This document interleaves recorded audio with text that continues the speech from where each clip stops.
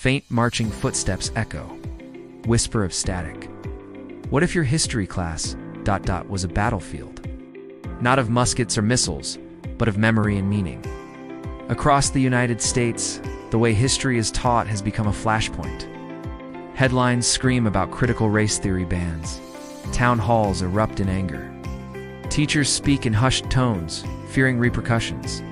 But controversy exploded over the exhibit's tone. Was it honoring American power? Or questioning it? Veterans protested. Newspapers ran heated editorials. Congress intervened, reframing America's founding not around 1776, but 1619, the year enslaved Africans first arrived. It sparked intense backlash. Critics called it revisionist. Supporters called it necessary. The debate raged from academia to social media. Today, classrooms are under siege not by ignorance, but by ideology. They say it paints America as irredeemably flawed, sapping national pride. Others insist that ignoring these painful truths erases us, whitewashing history and perpetuating injustice. Arguing it indoctrinates children with a toxic ideology. Progressive thinkers like Ibram X. Kendi and Nicole Hannah-Jones pushed back. In some states, teachers now face fines or dismissal for discussing certain topics. Many report self-censoring out of fear, unsure where the new lines are drawn, insisting that confronting racism's legacy is essential for progress. This is the history war, and like all wars, it didn't start overnight. In 1994, the Smithsonian planned an exhibit around the Enola Gay plane that dropped the atomic bomb on Hiroshima. Since then, the question has echoed: should we teach history as it was, or as we wish it had been? After the Civil War, the Lost Cause narrative rewrote the Confederacy as noble. Textbooks whitewashed slavery, films glorified the Old South. What we're seeing today is history repeating itself, because history isn't just about the past, it shapes our present and future. 2014. Protests erupt over changes to a PUS history curriculum, accused of being un-American. 2019. The 1619 Project is released.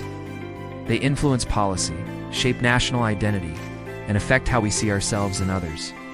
As statues fall, the question remains: whose history deserves to be memorialized? The 1950s saw battles over how to teach about communism. A book approved in Texas might paint a very different picture of American history than one used in California. Students in different regions can graduate with wildly divergent understandings of their nation's past. They advocate for a more triumphant narrative that emphasizes American exceptionalism and shared values. The 1960s and 70s brought clashes over multicultural education and women's history, sparking fierce debate about slavery's centrality to American history. Research shows that how we teach history affects students' civic engagement, political views, and even their sense of belonging in society. They argue for presenting multiple perspectives and encouraging critical thinking. They say that understanding systemic racism and oppression helps explain persistent disparities in wealth, health, and opportunity. 2020 to 2025. Over 25 states passed laws restricting how race and gender are taught in schools. It's about identity. So when we fight over the past, we're really fighting over the future. Is there such thing as an objective history? Or is all history inherently biased? Or just the winning sides? The answer shapes not just our classrooms, but our collective destiny. Both accuse the other of rewriting history for political gain. And the history wars show no sign of ending. Patriotism. In the age of social media and AI, misinformation spreads rapidly. Students must navigate a sea of conflicting narratives, separating fact from fiction, and the power to define what it means to be American. This clash of perspectives marked the first modern battle of the history wars. Fast forward to 2019, the New York Times launches the 1619 Project. At the center of this storm, critical race theory, the Civil War, a struggle to preserve the Union, or a fight to end slavery. World War II, the good war that saved democracy, or a complex conflict with moral ambiguities. Originally an academic concept examining how racism is embedded in legal systems and policies, it became a political lightning rod. By 2021, politicians were denouncing it on national television. Today, over half of U.S. states have moved to restrict how race, gender, and power are discussed in classrooms. This isn't just about textbooks. Some argue that focusing on slavery, genocide, and oppression divides us. The battlefield has shifted from universities to school boards, state houses, and TikTok. And everyone from parents to presidents has joined the fight. Conservative strategists like Christopher Rufo weaponize CRT into a culture war slogan, caught in the middle. Educators, censored, threatened, and sometimes silenced. This war has many battles. Let's trace a timeline. 1994. The Enola Gay exhibit controversy erupts, pitting veterans against curators. Each skirmish asks the same question: whose version of history do we trust? But this isn't new. In the 1920s, debates raged over evolution in schools. Each generation fights to control the narrative. Consider how different groups view the same events. The American Revolution, a noble fight for freedom, or a rebellion by wealthy slave owners. Westward expansion, manifest destiny, or genocide of native peoples.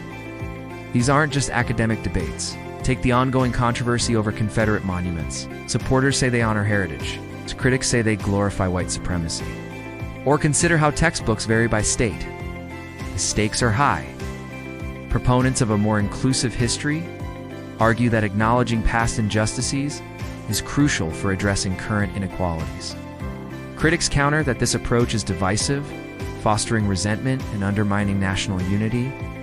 Both sides claim to be fighting indoctrination. So how do we move forward?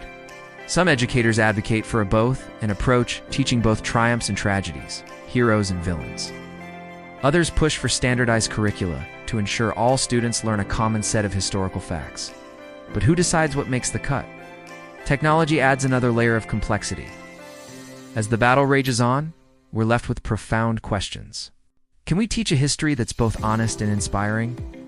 How do we balance patriotism with critical examination of the past? History is never neutral. It is edited, curated, and contested. The next time you open a history book, ask yourself, is this the whole story? Because in every nation, the past is power.